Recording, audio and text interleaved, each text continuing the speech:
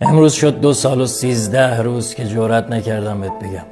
هر صبح از پشت این پنجره نگات میکنم، اما جرأتم با دیدنت آب میشه.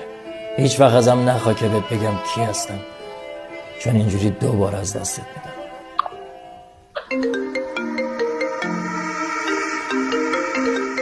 داشتی میرفتی یه چیزایی رو تو خونه قبلی جا گذاشتی، یه عکس و یه آدرس. من دیگه نیستم.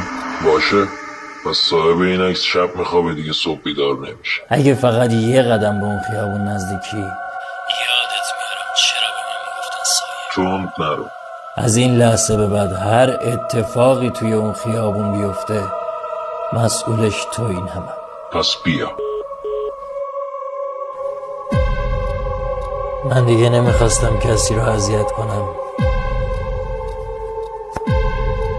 باشه؟ میام.